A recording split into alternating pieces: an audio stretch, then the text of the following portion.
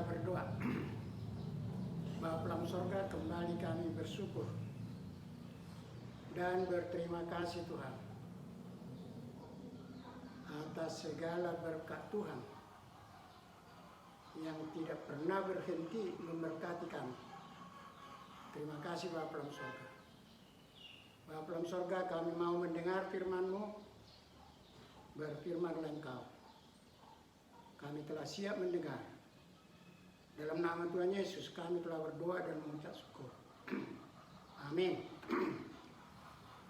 Saudara yang dikasihi Tuhan Yesus, nats renungan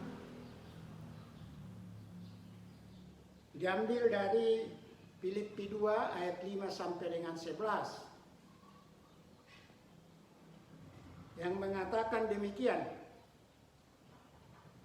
Hendaklah kamu dalam hidupmu bersama menaruh pikiran dan perasaan yang terdapat juga dalam Kristus Yesus, yang walaupun dalam rupa Allah tidak menganggap kesetaraan dengan Allah itu sebagai milik yang harus dipertahankan, melainkan telah mengosongkan dirinya sendiri dan mengambil rupa seorang hamba dan menjadi sama dengan manusia. Dan dalam keadaan sebagai manusia, ia telah merendahkan dirinya dan taat sampai mati, bahkan sampai mati di kayu salib. Itulah sebabnya Allah sangat meninggikan dia dan mengaruniakan kepadanya nama di atas segala nama, supaya dalam nama Yesus bertekuk lutut segala yang ada di langit dan yang ada di atas bumi dan yang ada di bawah bumi, dan segala lidah mengaku Yesus Kristus adalah Tuhan, bagi kemuliaan Allah Bapa. Demikian firman Tuhan. Saudara yang dikasihi Tuhan Yesus, tema renungan, hiduplah dengan rendah hati. Saudaraku, untuk mewujudkan kebersamaan seperti di dalam gereja yang jemaatnya ratusan bahkan ribuan orang, firman Tuhan katakan agar setiap jemaat, saya ulangi, firman Tuhan katakan agar setiap jemaat menaruh pikiran dan perasaan yang terdapat juga dalam Kristus Yesus. Saudara yang dikasihi Tuhan Yesus, pikiran dan perasaan apa sih yang ada dalam Kristus Yesus? Jawabnya di ayat 6 sampai dengan 8. Dalam diri Yesus terdapat rupa Allah. Saya ulangi saudaraku, dalam diri Yesus terdapat rupa Allah. Tetapi Yesus tidak menjadikan kesetaraannya dengan Allah itu suatu hal yang harus dipertahankan menjadi miliknya, ataupun menjadikan milik sendiri, yang artinya kesetaraan itu menjadi harga mati untuk dipertahankan. Namun saudaraku, Yesus tidak berpikir seperti apa yang kita pikirkan. Bahkan Yesus mengosongkan dirinya sendiri. Yesus mengosongkan dirinya sendiri dengan mengambil rupa seorang hamba dan menjadi sama dengan manusia. Saudara yang dikasihi Tuhan Yesus, sesungguhnya Yesus ini siapa sih? Hal ini sangat penting untuk diketahui oleh semua pengikut Tuhan Yesus untuk menghindari kesalahpahaman akan pengertian atas ajakan atau panggilan firman Tuhan yang disampaikan Rasul Paulus, yang mengatakan, hendaklah kamu dalam hidupmu bersama menaruh pikiran dan perasaan yang terdapat juga dalam Kristus Yesus. Menaro yang dimaksud di sini hidup bersama dengan menjalankan seperti hidup yang diperlihatkan Yesus sendiri. Saudara yang dikasihi Tuhan Yesus, pikiran dan perasaan seperti apa sih yang dapat kita lihat dalam Kristus Yesus? Saya ulangi saudaraku, pikiran-pikiran dan perasaan-perasaan seperti apakah yang dapat kita lihat dalam Kristus Yesus? Saudaraku, untuk dapat melihat pikiran-pikiran dan perasaan-perasaan apa yang terdapat dalam Kristus Yesus, kita semua pengikut Tuhan Yesus harus memahami bahwa Yesus adalah Allah 100%. Saya ulangi, kita semua pengikut Tuhan Yesus harus memahami bahwa Yesus adalah Allah 100% dan juga manusia 100%. Yesus ialah firman Allah yang menjadi manusia.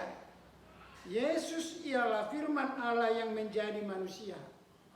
Yohanes 1 ayat 14. Yang sudah ada sebelum segala sesuatu ada. Saudaraku, Yesus adalah manusia 100%.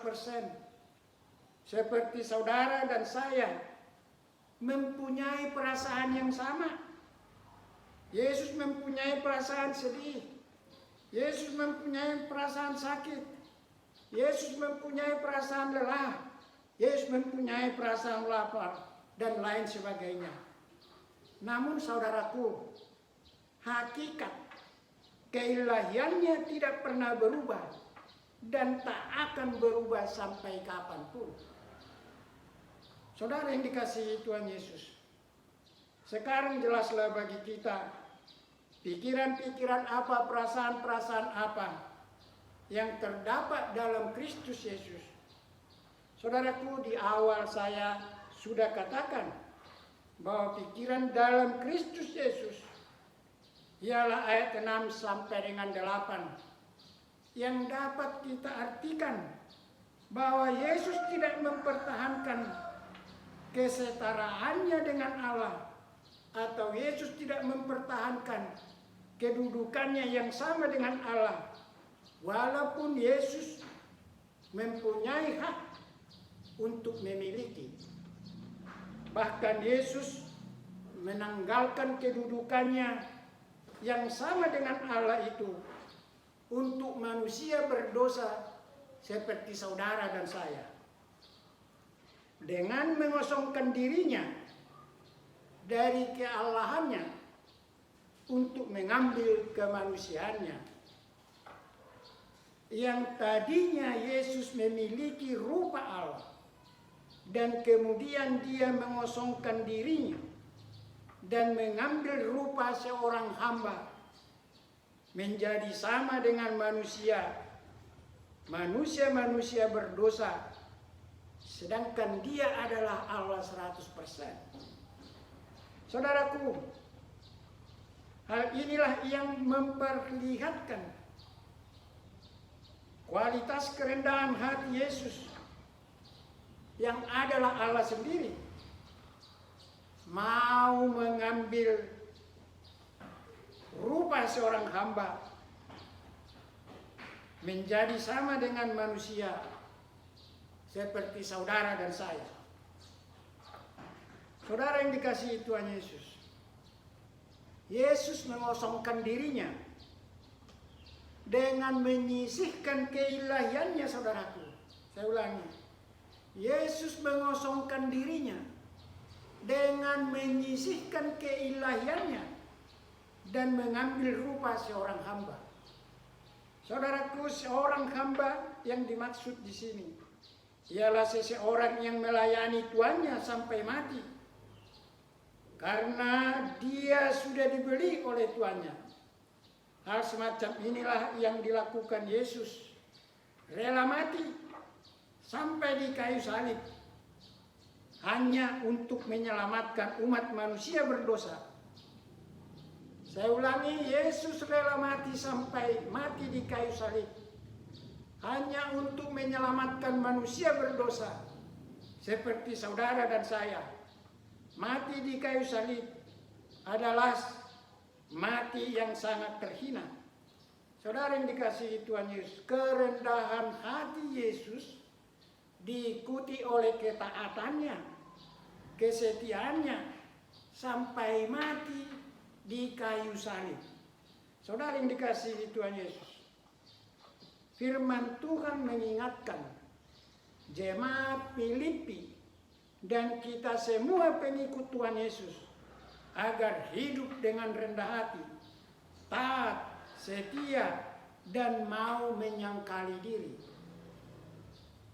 Saudara yang dikasihi Tuhan Yesus, hidup dengan rendah hati, taat, setia, dan menyangkali diri haruslah menjadi kehidupan pengikut Tuhan Yesus. Saudaraku, hidup dengan rendah hati bukanlah hanya milik sekelompok orang, tetapi milik semua orang, pribadi ataupun kelompok.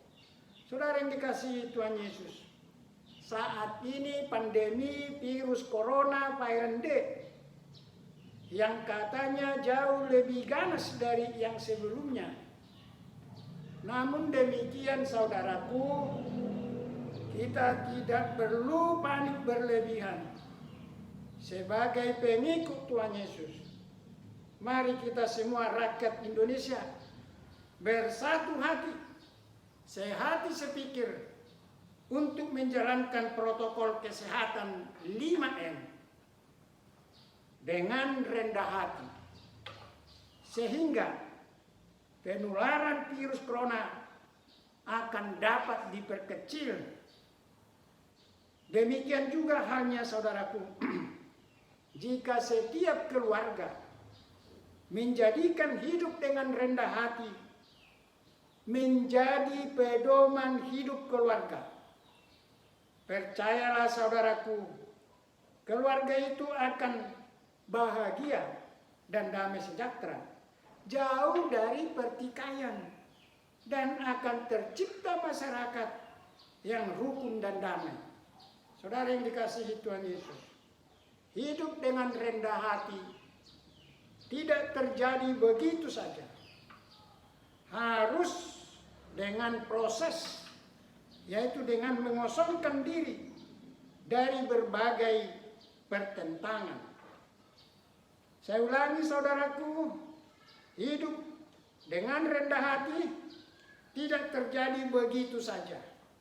Harus dengan proses, yaitu dengan mengosongkan diri dari berbagai pertentangan-pertentangan.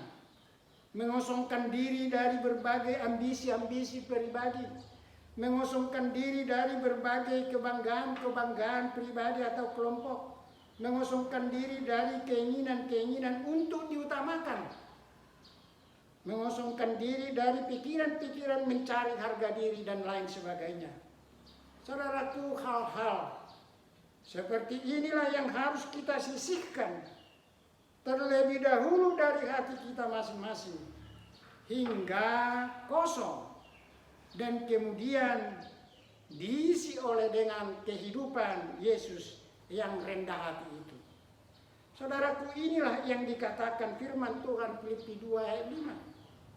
Hendaklah kamu dalam hidupmu bersama menaruh pikiran dan perasaan yang terdapat juga di dalam Kristus Yesus.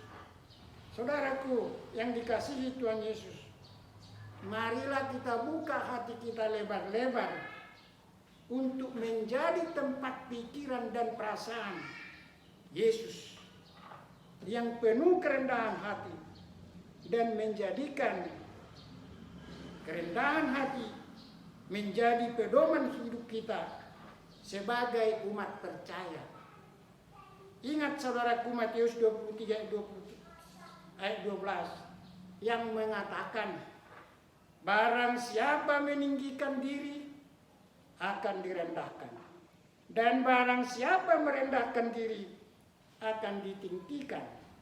Marilah kita mulai dari diri kita sendiri. Marilah kita mulai dari keluarga kita sendiri. Menjadikan hidup rendah hati itu menjadi pedoman hidup kita masing-masing. Tuhan Yesus memberkati. Amin.